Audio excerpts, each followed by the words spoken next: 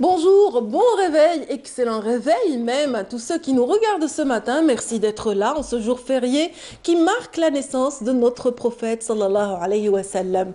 Et c'est à cette occasion justement que Bonjour d'Algérie va se joindre aux différentes célébrations qui ont eu lieu depuis hier. On va un petit peu parler de tradition du côté de l'Oranie, surtout du côté d'El Yawaran, puisqu'Iman Mahroug Arras nous attend ce matin avec un nombre d'invités qui vont un petit peu parler des us et coutumes dans ces régions de l'Oranie. Et puis, bien sûr, il y aura également un styliste parmi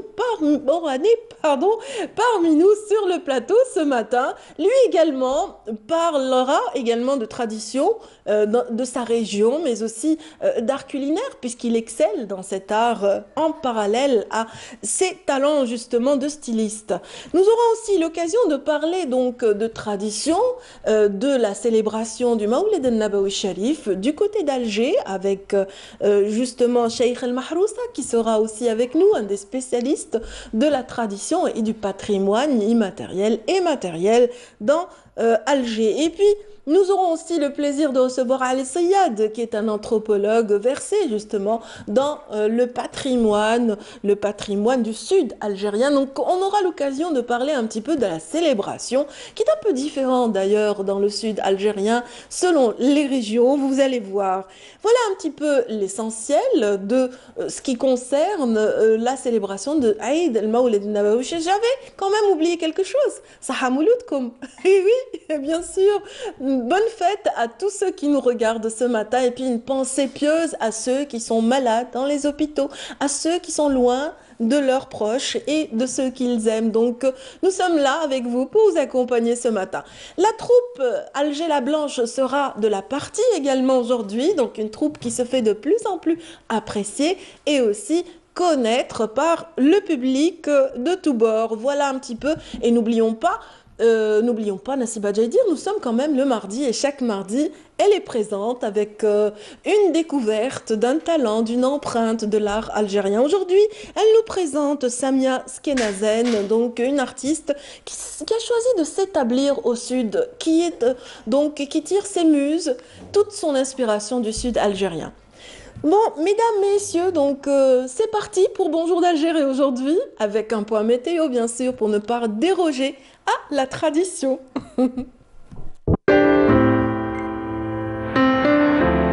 Suivez l'air du temps avec Mobilis.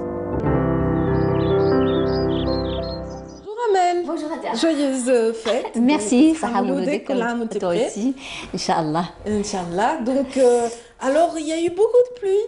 Oui, le soir, oui. Énormément de pluie, mais on va avoir un tout petit peu cet après-midi. Ah, oui, ça va diminuer, exactement. Ah ben, tant mieux, ça permettra quand même aux familles sortir un peu, de sortir, de profiter des visites familiales. Bien sûr. Puisque bon, c'est la journée. Hein. C'est la journée, c'est chômé payé, donc exactement. Voilà, on a le temps quand même. C'est la famille qui se réunit. En tout cas, merci de nous dire ce qu'il en est donc, dans les différentes régions d'Algérie et puis même ailleurs. Inch'Allah, s'il vous plaît, merci. C'est moi. Alors bonjour à tous et bon réveil et surtout bonne fête, Hamouloudkoum.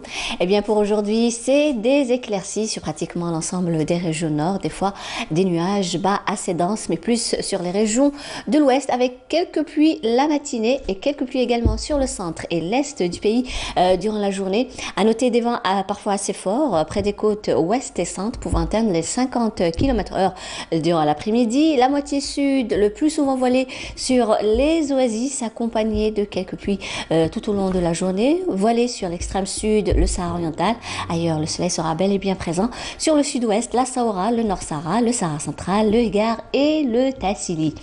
Les températures, quant à elles, eh bien, seront plutôt clémentes pour un mois de novembre, avec toutefois 20 degrés du côté d'Alger, Oran, Tlemcen, Mascara, 18 Tizi Ouzou et Annaba, 12 degrés à Batna, 14 à Sétif, Al Bayad, 15 à Djelfa, au sud 18 degrés vers Biskra, 22 Gardaya, 20 degrés à Béchar, 24 à Tindouf, 27 Ilizi, Insalah, 25 degrés à Tamanrasset, Janet et enfin le maximum toujours à Borj Bedi Mourtar et Ingzem avec 35 degrés.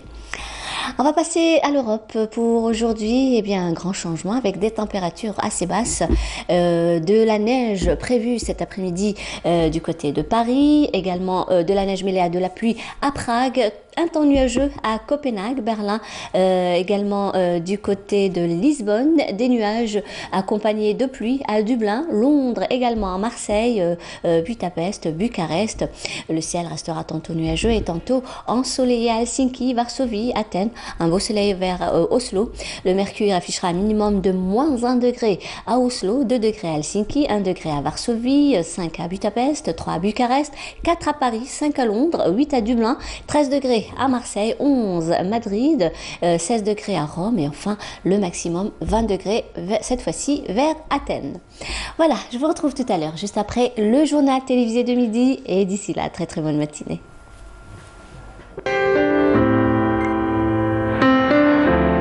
La météo vous a été présentée par Mobilis. Merci beaucoup, Amel. Passez une excellente journée. Excellente journée. Et puis pour réchauffer votre matinée, on vous envoie tout de suite une chanson. Avec plaisir. La troupe El Ferda, tout de suite, une troupe vraiment qui marque la célébration du Maoulid Nabawi Sharif à sa manière dans la région bécharoise. À tout de suite.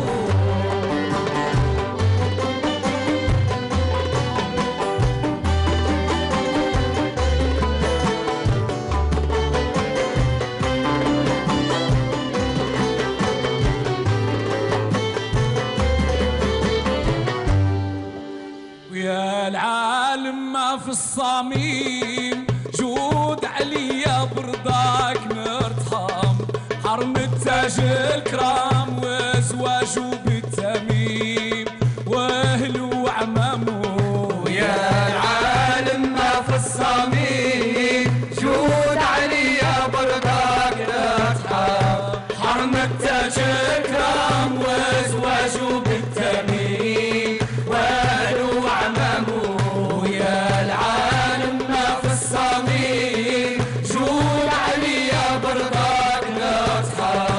حرم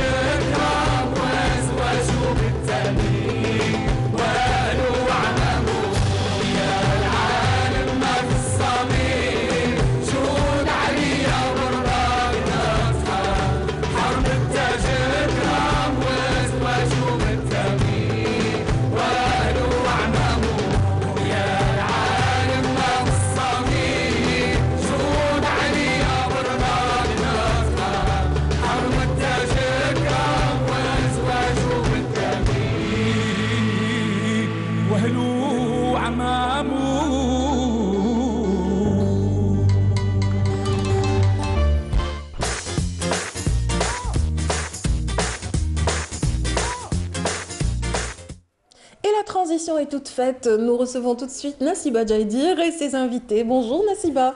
Bonjour Adia, bonjour à vous tous. صحة مولود. صحة مولودك وكل عام وانت بخير. وصحة مولودكم كل عام وانتم بخير et que la flamme du bonheur veille sur vous et sur vos familles, Inch'Allah. La flamme est là, justement, oui, la flamme est là. C'est la symbolique un petit peu de la flamme, de la piété, de la lumière du prophète. Absolument, tout à fait. Alors on a un plateau bien garni ce matin. Oui, ça commence. Ah oui, ça commence à prendre forme. Pas mal de choses.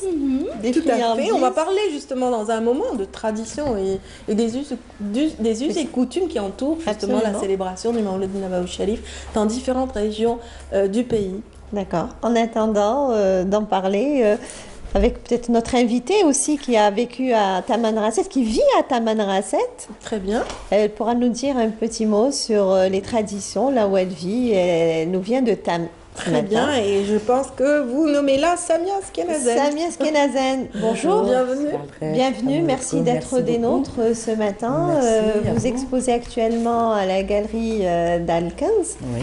Vous vivez et travaillez à Tamanrasset.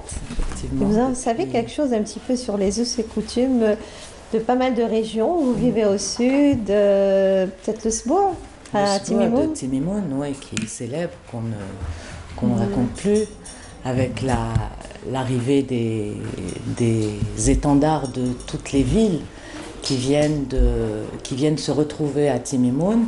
Donc chaque confrérie, chaque région, chaque village a son drapeau, a son étendard, et ils se retrouvent tous à Timimoun, et là on fête. Et ça dure pratiquement une semaine. Ça dure une semaine, 12 bois, donc. Absolument, c'est très festif. Ah oui, c'est la musique. C'est aussi la générosité exemplaire des gens du Sud, parce qu'ils ouvrent leur maison à tout passant. Vous avez assisté, Radia? Oui, vous avez assisté? Oui, une fois. Et j'ai été marquée par cette hospitalité. Tout à fait. C'est-à-dire, même si on ne vous connaît pas, vous arrivez, les mets sont dressés, et la table est dressée, plutôt les mets sont posés, donc vous prenez part au repas, même si vous ne connaissez pas. C'est partage, hospitalité. C'est le principe du SBO. C'est le principe, c'est que d'ailleurs toutes les familles, quel que soit le niveau, offrent un repas, la maison est ouverte, et justement tous ces gens, toute cette foule qui déferle sur Timimoun, les maisons sont ouvertes, les repas sont préparés, on s'assoit, on mange, on va dans une autre maison, on rencontre, c'est dur. Avec aussi beaucoup de troupes traditionnelles, donc c'est authentique, c'est la musique authentique du Sud, Ahalil, qui s'exprime, Tagarrab, Tqarqabou, toutes ces traditions qui sont jalousement couvées dans ces régions et qui prennent forme de manière authentique et spontanée. Tout à fait. C'est ça qui est beau. Oui, et puis la région est magnifique aussi. Oui. La région est magnifique. Ah bah oui. L'oasis rouge. Alors, Tamanrasset, on en parlait il y a peut-être 2 semaines ou 3, quand on avait reçu Radia Aïdout, Yassine Aïdout, qui avait exposé à plusieurs reprises à Tamanrasset, que vous connaissez. Abdelrahman, oui, Abdelrahman Aïdoud, on l'a reçu il n'y a pas très longtemps. Oui. On avait parlé de Tamanrasset. Et vous avez fait des projets ensemble, des projets artistiques, puisque vous êtes artiste plasticienne, vous vivez à Tamanrasset depuis quelques années. Vous avez suivi vos études, votre cursus, c'était à l'École supérieure des beaux-arts d'Alger. Tout à fait. Ensuite, direction la France. Oui. Vous avez vécu pendant quand même pas mal d'années. Et retour aux sources. Tout à fait.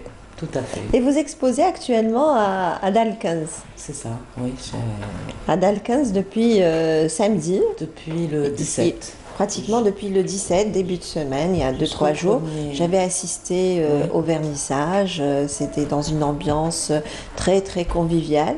Et vous exposez vos œuvres d'art.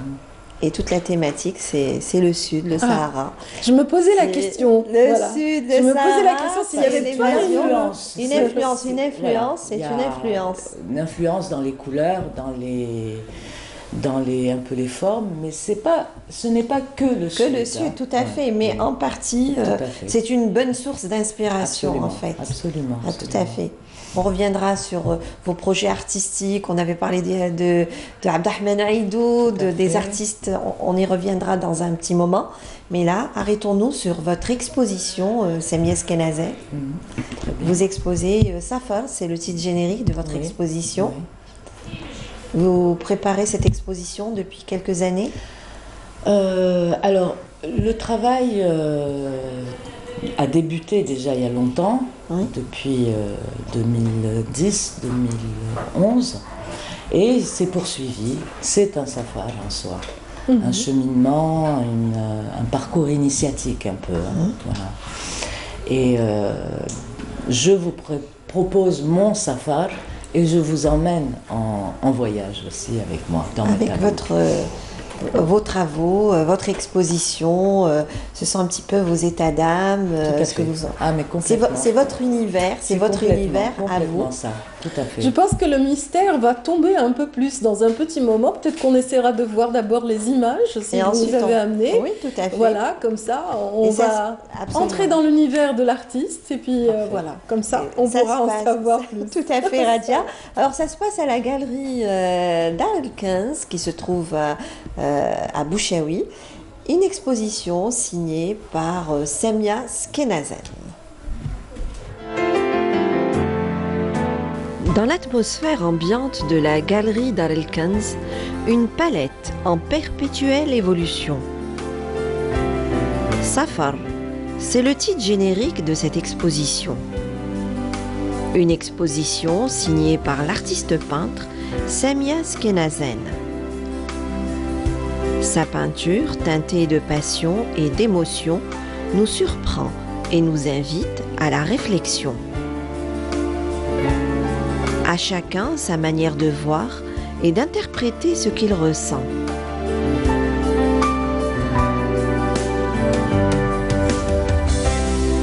J'ai eu le plaisir de connaître Samia, qui était avec moi à l'école des Beaux-Arts, on est de la même promotion, et elle a commencé à travailler de cette technique, avec cette technique et ce travail spécifique depuis 35 ans.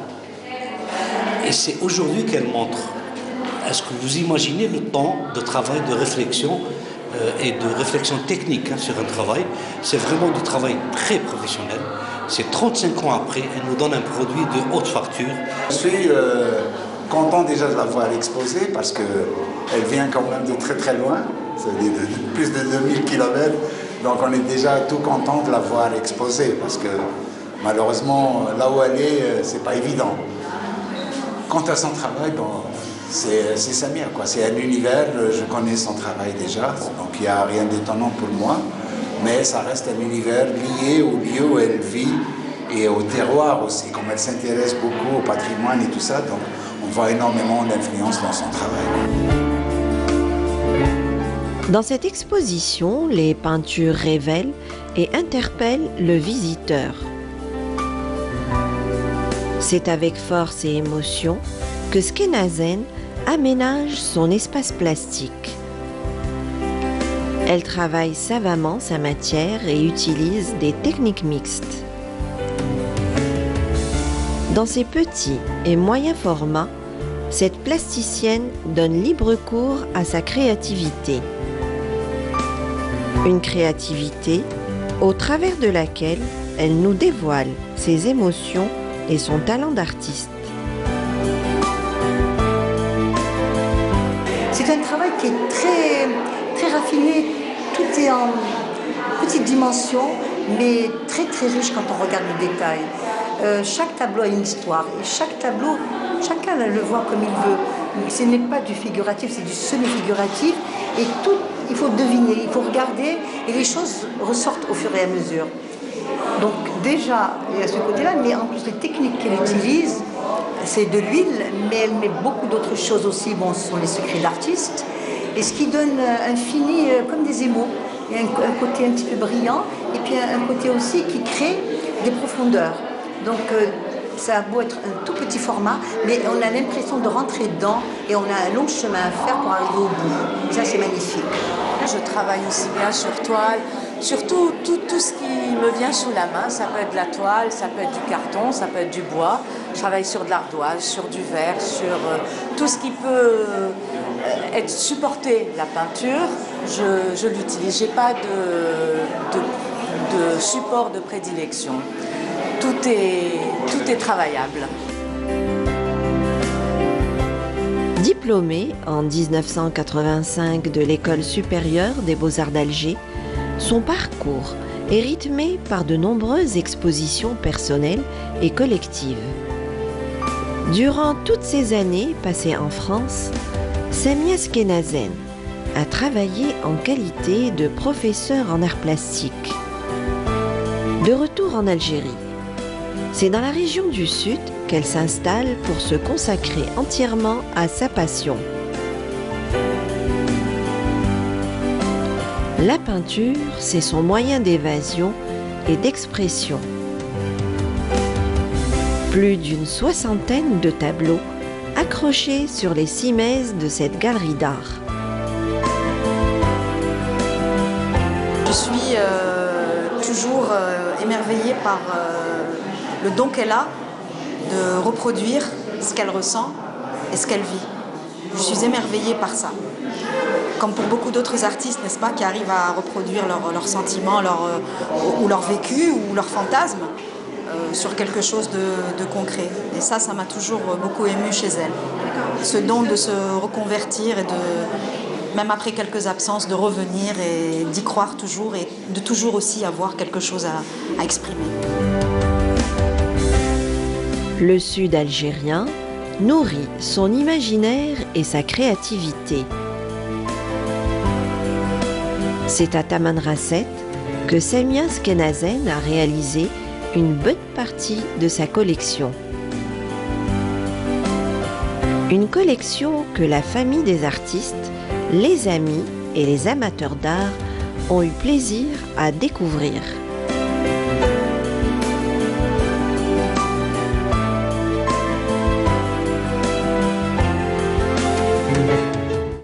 Et je vous confirme, Nassiba, nous avons eu autant de plaisir que le public de la galerie Dar el-Kans. Vraiment, c'était un régal. Oui, c'est une très très belle exposition, très riche en émotions aussi. Hein. Oui, il y a une belle palette, tout à fait.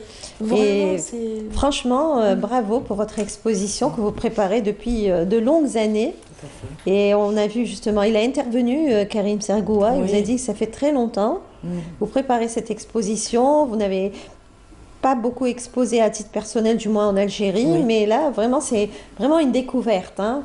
Vraiment une découverte, aussi bien pour les amateurs d'art que les collectionneurs, pour la famille des artistes. Je le disais dans ce reportage. Alors, Samia Skenazen, beaucoup d'émotions et au travers de cette exposition, vous nous avez dévoilé votre talent d'artiste. En tout cas, elle nous a fait voyager. Elle nous avait promis un voyage tout au début. Elle nous a dit, je vous emmène pour un voyage. Tout à fait. Ça a été un vrai voyage parce que ça change d'un espace à l'autre. La gamme voilà, varie, avec, voilà, on installe d'autres décors, on parle d'autres univers, et c'est pas mal. Merci pour ce voyage. Merci à vous. Merci Samia Skenazen. Alors Samia Skenazen, si on revient sur cette exposition que vous avez préparée quand même pendant quelques années, et alors il y a des grandes toiles, il y a des petits formats, des moyens formats dans cette exposition, et vous travaillez, vous le disiez dans le reportage, sur différents supports, et vous travaillez vraiment savamment votre matière. Vous avez vos petites cuisines à vous, vos ingrédients. Bon, vous n'allez peut-être pas tout nous dévoiler ce que vous faites, mais en tout cas, il y a des matériaux qui sortent de l'ordinaire, tels que le goudron, par exemple. Le goudron, effectivement. C'est une technique que j'ai commencé à travailler quand j'étais déjà étudiante aux Beaux-Arts, comme le disait Karim. Je découvre son intervention. Et ça a été mon outil de travail, mon matériau de travail, et je l'ai malaxé, je l'ai travaillé, essayé de tirer l'essentiel de cette matière. Pour moi, le goudron est une matière qui sublime la couleur. Effectivement, quand on le voit, ça peut paraître sombre, mais cette matière est vraiment malléable. Elle donne déjà dans sa tonalité une gamme extraordinaire de tons, et elle laisse passer la lumière. Et mon travail, mon credo, c'est la lumière et la couleur, la matière aussi. Donc, tout à fait. Et en fait, C'est un travail, bon, qui va pas totalement... Il y a des peintures peut-être un peu abstraites ou semi-abstraites, je dirais, mais plus on s'approche du tableau, plus on découvre, et puis en fait, à chacun d'interpréter ce qu'il voit et ce qu'il ressent. Hein, oui, absolument. En fait. Et moi, j'aime bien ce côté où j'ai mon histoire, je raconte mon histoire. Donc, chaque tableau a une histoire. C'est comme si on feuilletait un livre. Okay. Il faut pénétrer dans le tableau, mais je laisse libre cours à l'autre, son imagination, son émotion. Il va se raconter une histoire. Tout à fait, son ressenti aussi face à ces œuvres d'art. Complètement. Et chacun, justement, on a vu les visiteurs interpréter, chacun interprète à sa manière. Il y a des artistes qui ont réagi dans le reportage. On a pu suivre Mustafa Nedja, Kaïm Sargoua, Zahig Elimi qui est la galeriste, puis aussi Yasmine Debar. Mon amie d'enfance. Votre amie d'enfance, et qu'on salue ce matin si elle nous regarde, qui a réagi par rapport à votre travail, qui vous connaît bien aussi. Elle a réagi par rapport à ses ressentis face à votre travail d'artiste, à vos travaux respectifs. Et en fait, il y a vraiment les petits formats, et puis il y a les grands formats. Et votre exposition se décline en 2 parties, Samia Skenazen? Je fais toujours, quand j'expose, je fais toujours un rappel de la précédente exposition dans le pays. En l'occurrence, ma dernière exposition en Algérie était en 2006. C'est tous les grands formats que vous voyez. Mon exposition est un peu en croix, donc la précédente qui est tous les grands formats, et les petits formats qui sont le travail le plus récent. Tout à fait. D'ailleurs, encadré sobrement. Oui, tout simplement. C'est en caisse américaine, donc le travail doit se suffire à lui-même. Et le support, il y a des supports, il y a de la toile, il y a du bois. En fait, vous travaillez sur différents supports. Tout ce qui me tombe sous la main. Le support importe peu, c'est la matière et comment le support va réagir à la... C'est un peu de l'alchimie. On a une matière brute, en l'occurrence le goudron et l'huile et d'autres... je ne vous dévoilerai pas tout. Oui, bien sûr, tout à fait, je respecte. Voilà, et donc tout ça va interagir. Et mon travail est de voir un peu, alors on peut avoir des réactions de matière par hasard, mais on ne doit pas s'arrêter au hasard. Le hasard, c'est bien, ça peut nous orienter, mais le travail est de pouvoir reproduire ce travail, donc cet effet. Il faut des séries. S'il n'y a pas de série, il n'y a pas de travail. On ne peut pas s'arrêter à une expérience. Une expérience. Tout à fait. Elle peut être hasardeuse, elle peut être réfléchie, mais si c'est une seule expérience, elle ne compte pas. Tout à fait. En fait, vous avancez dans votre travail de recherche, vous avancez, vous recherchez, vous explorez aussi. Absolument. Dans un travail en perpétuelle évolution. Vous avez une démarche artistique. Absolument. Et ça évolue au fil du temps, au fil des années, au gré de l'inspiration. Tout à fait. Tout à fait. Et les voyages nourrissent ma peinture, mon imaginaire. Quand on voyage, on a le cœur léger, on a les yeux qui sont plus ouverts, attentifs, on observe plus. Et je ne travaille jamais de croquis sur place. Je laisse au contraire tout venir en moi et faire son chemin pour ressurgir au moment opportun sur la toile. En fait, vous donnez libre cours à votre créativité. Une partie de votre exposition, vous l'avez faite, réalisée à Tamanrasset? Il y a un peu de travail qui a été fait à Tamanrasset. J'ai travaillé aussi quand j'étais en France aussi, une partie en France, et un peu à Alger, donc voilà. Tout à fait. Et vous avez eu aussi, en parlant de Tamanrasset, vous avez eu à aussi monter quelques projets, puisque la dernière fois, Abdelrahman Aïdoud, son fils est Yassine, oui, je ne me trompe pas, qui avait exposé avec d'autres artistes, justement, puisque vous vivez là-bas, vous êtes sur place, vous avez organisé des expositions, et des artistes d'Alger ou d'autres wilayas sont venus à Tamanrasset. se sont déplacés. J'étais commissaire d'exposition à Tamanrasset avec la Maison de la Culture de Tamanrasset. Et alors l'idée était de prendre les artistes peintres de Tamanrasset, il y en avait 20, et de prendre autant du Nord. Donc ça a été des artistes d'Alger, d'Oran, de Tlemcen, de Annaba, de différentes régions d'Algérie. Et nous avons eu 40 artistes en tout avec les artistes de Tamanrasset. Voilà. Et ça a été une belle expérience. Ça a été une très très belle expérience. C'était un peu une colonie de vacances. Hein. On n'a pas pu les tenir. Continuons à en parler. Hein. On a eu des échos avec Valentina Ranem-Pavlovskaya. On a eu des échos aussi avec Abdahman Aïdout. Et ben, j'espère qu'il y aura j'espère qu'il y en aura d'autres expositions.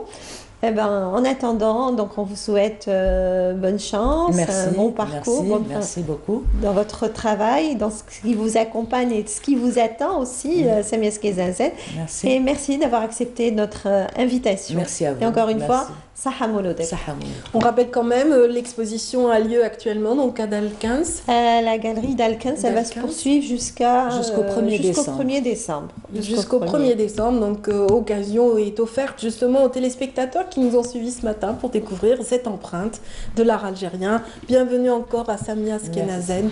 Merci Nassiba. Donc rendez-vous est pris pour mardi prochain. Merci à vous. Inch'Allah. Inch'Allah. Merci beaucoup. Et donc on continue notre petit bonhomme de chemin dans Bonjour d'Algérie. Dans un moment, nous continuerons de parler de Maoulid al-Nabawi Sharif avec les invités qui vont suivre. Mais avant, voyons un petit peu ce reportage signé Nour al-Houda Bouzgaou qui s'est baladé dans les dédales du marché du Maoulid al-Nabawi Sharif. C'était du côté de Riyad el-Fatah. Retour aux sources, retour aux objets artisanaux pour célébrer le Maoulid Nabawi Sharif. Le marché du Mouloud est installé à Riyad el-Fatah afin de rendre l'artisanat plus accessible aux amateurs. L'idée, c'était de créer le grand marché du Mouloud, suivi de l'événement du Mouloud. Donc, on a décidé, avec nos grands partenaires qui sont le ministère de la Culture, qui nous ont accordé ce concept-là, c'est d'organiser dans 2 lieux différents.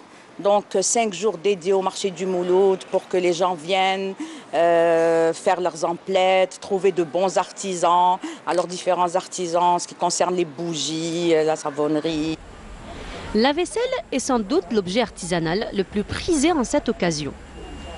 Revu, modernisé, personnalisé, avec la technique du vitrail, de quoi charmer les visiteurs. Je participe, je fais du vitrail, du dessin sur verre.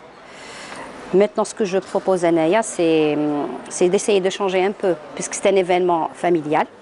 C'est-à-dire, puisque en famille, moi j'ai proposé des services à thé, des assiettes à gâteau, ou des trucs pour les enfants, des shops, des... Avec le temps, Inch'Allah, l'événement, on va le fêter sans danger. Le bijou berbère, un symbole identitaire, est fort présent lors de cette manifestation. De plus près, on se rend compte de la base originelle, dont les touches originales ont marqué des pièces uniques, réconciliant le traditionnel et le moderne. On est là pour représenter l'artisanat algérien dans toute sa diversité à travers le grand événement du Mouloud.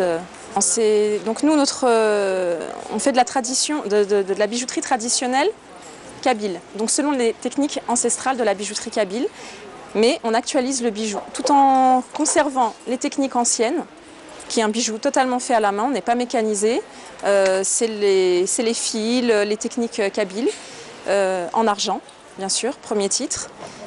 On actualise le bijou, c'est-à-dire on fait évoluer sa forme, on fait évoluer son design, ses couleurs, pour essayer de proposer un produit qui puisse être porté pour tous les jours et par tout le monde. C'est-à-dire pas seulement dans des occasions comme les fêtes, les mariages, ce qui est d'habitude les lieux pour le bijou, mais de le faire évoluer et de le faire porter au travail tous les jours, par les jeunes filles, par les moins jeunes aussi, c'est pour tout le monde. Et puis aussi que ce ne soit pas un bijou réservé uniquement aux Kabyles. qui soit pour tout le monde, qui puisse séduire toutes les Algériennes. Et puis on espère, Inch'Allah, aussi les étrangères un jour, si on a l'occasion d'exposer notre travail. D'autres produits artisanaux ont marqué le marché. Meubles en bois noble sculptés ou encore des produits cosmétiques bio à base de plantes naturelles. De quoi gâter sa peau, quelle que soit sa nature.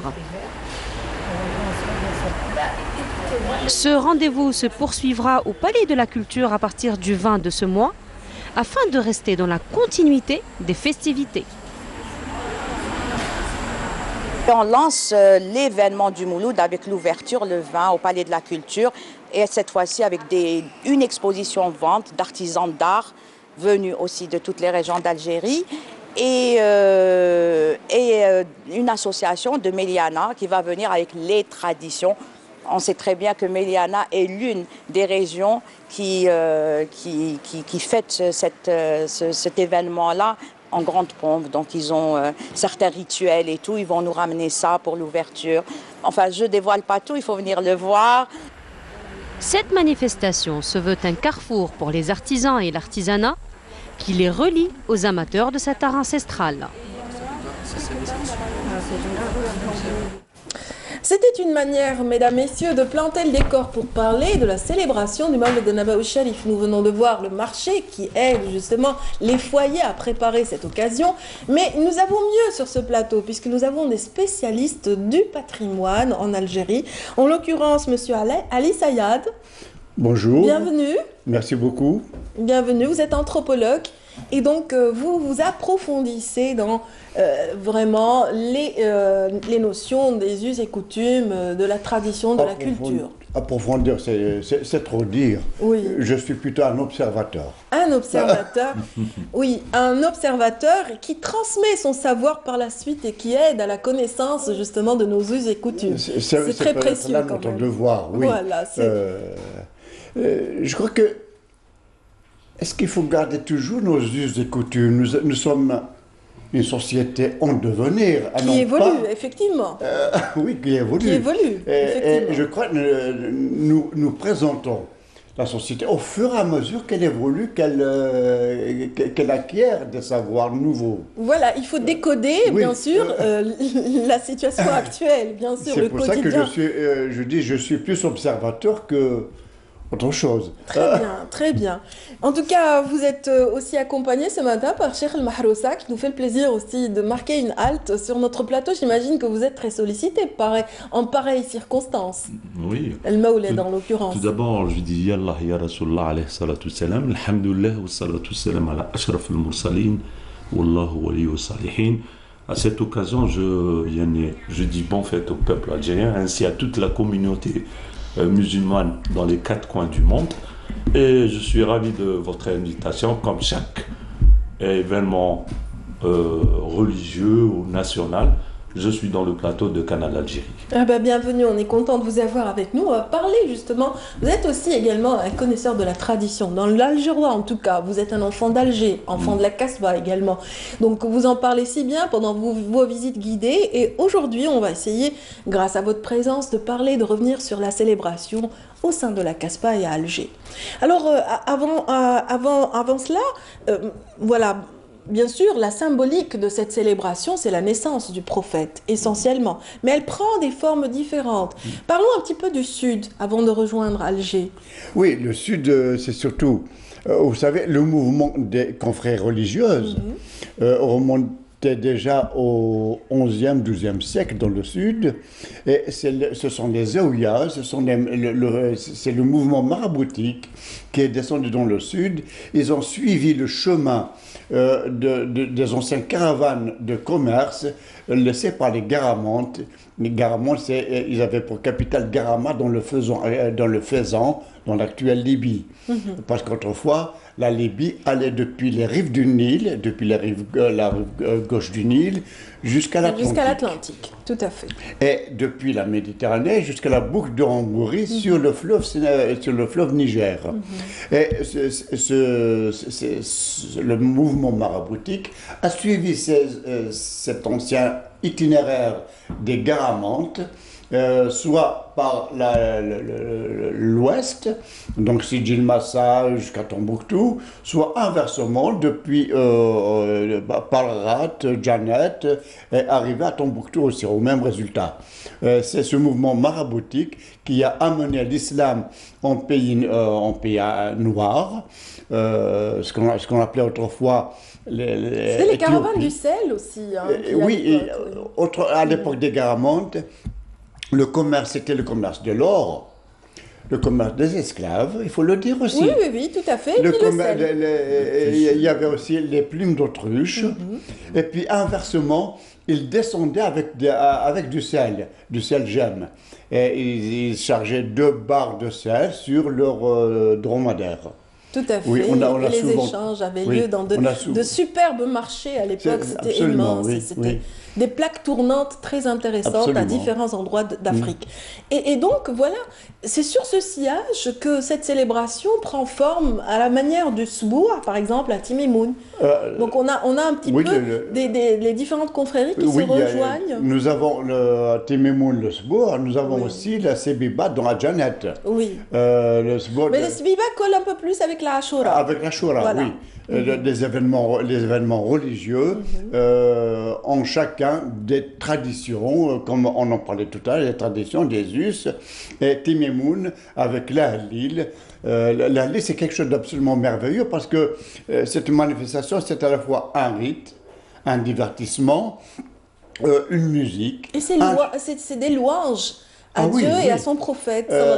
C'est des louanges à Dieu, à son prophète au début. On peut chanter au début, souvent on chante en arabe.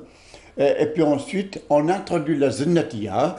Et puis, on quitte le domaine de Dieu pour chanter aussi l'amour de l'humain.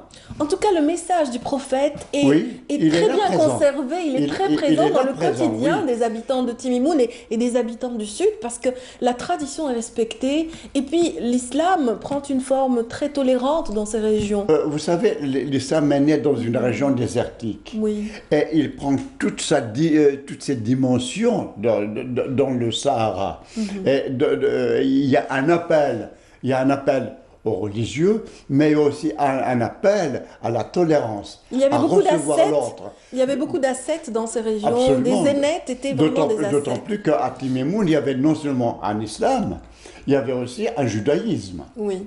Le judaïsme était très important autrefois à Timimoun. Dans différentes régions, de toute façon, d'Algérie, c'est normal. Surtout dans le sud, à Timimoun, il était très important. Dans le Mzab aussi. C'est vrai que cette religion a un petit peu disparu. Maintenant, on retrouve les survivances de l'islam avec les traditions, avec une foi qui est particulière dans cette région. La foi est aussi présente au mausolée de Sidi Abdelrahman à Alger. Donc le Mawlid, c'est une occasion célébrée de fort belle manière dans cette vieille Kasbah, vieille Médina. Je voudrais rajouter concernant les garamantes et Tombouctou. Vous savez que Tombouctou, c'est la ville qui contient plus de saints, 300 saints. Donc les saints, ils ont joué un grand rôle dans l'histoire de l'islam. Les caravanes passaient de l'Arabie jusqu'au Soudan. On prend par exemple Sidi Mohamed Bouqabrin, c'était un grand maître qui est passé par le Soudan aussi. Il est passé par le Nil. Sidi Abdelrahman Talibi, il est passé par la Zaytouna, il est passé par l'Azhar, il est passé par la Turquie, par la Palestine. Il y a d'autres historiens qui disent qu'il a été même en Chine pour apprendre le Coran et ce qu'on appelle Sira Nabawiya. Voilà. Donc si on revient maintenant sur Sidi Abdelrahman, c'est une grande histoire. Sidi Abdelrahman Talibi Belmakhlouf al-Jafari Sanhaji, qui est de la tribu Taliba, qui est du côté de Yisr, qui s'étend jusqu'à Midiana. Donc toute la tribu, au XIIIe, XIVe siècle, il était le pôle, ce qu'on appelle le mufti, le qadi, le pôle d'Alger.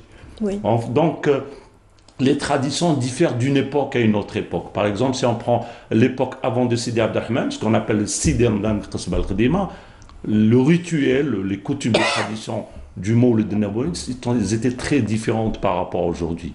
Et à l'arrivée, en 1416, de Sidi Abdelrahman Talibi, il a instauré une autre une autre vision, une autre philosophie, une autre manière de vivre dans cette ville qu'on appelle Mahrousa d'ailleurs. En tout cas, le lieu qui abrite son tombeau, sa tombe et sa sépulture, ce lieu demeure un lieu de partage, un lieu de rencontre des familles algéroises, donc notamment lors de Maoulidet. Vous savez que dans le rituel, après la mort de Sidi Abdelrahman, vous savez, quand l'arrivée des Turcs en 1515 jusqu'à 1830, c'est-à-dire 3 siècles et 15 ans, il y a ce qu'on appelle les mosquées hanafites et les mosquées malikites. Même dans l'Adreha, il y a le wakil hanafi, ce qu'on a hanafite, et le wakil malikite. Donc il y avait une petite différence dans la façon de célébrer le Mawlid Nabawi Sharif. On va découvrir ça avec... Absolument. Déjà en reportage avec Nour El Houda Bouzgaou qui nous emmène à Boudouaou. La tradition algérienne, maquillée des plus gracieux tons de la célébration religieuse, les enfants de la crèche Anès à Boudouaou ont pris rendez-vous aujourd'hui afin de chanter, fêter et célébrer la naissance du prophète alayhi salatu salam. Le Mawlid al-Nabawi Sharif est l'anniversaire de la naissance de notre prophète Mohammed alayhi salatu salam. Donc chaque année, Crèche Anès organise un événement spécial pour nos enfants. On apprend les enfants des chansons spéciales islamiques et des pièces théâtre pour l'occasion de la naissance de notre prophète. Durant tout un après-midi qui a coïncidé avec les Mouloud, les enfants ont interprété des chants religieux, des pièces théâtrales et fait des travaux manuels encadrés par leur maîtresse. قمنا بعدة نشاطات من بينها صنع كعبة، كتابة اسم محمد صلى الله عليه وسلم بالفسيفي مع أطفالنا الأعزاء، كما قمنا بعدة نشاطات أخرى من بينها أناشيد إسلامية كرقت عيناي، محمد نبينا، يا طيبة، كما قمنا بتحضير عدة أطباق مختلفة للاحتفال بهذا المولد النبوي الشريف كطبق الرشتة، طمينة التي يحبها أطفالنا جدا. أما بالنسبة للهدف الأساسي من هذا الاحتفال فهو نشر عاداتنا وتقاليدنا في هذا المناسبة السعيدة وغرسها في أطفالنا الأعزاء لكي يقوموا بها مستقبلا إن شاء الله. بالمولد النبوي الشريف. وش درتوا في الاحتفال تاعكم؟ أشغال يدوية. وش درتوا في الأشغال اليدوية؟ تاج. وش تاعنا النبوي الشريف. وش درتوا في الاحتفال؟ احكي لي كم النشاطات اللي درتوهم. درنا كعبة. درنا محمد. Les enfants ont été enchantés lors de cette célébration par les tours de magie, l'animation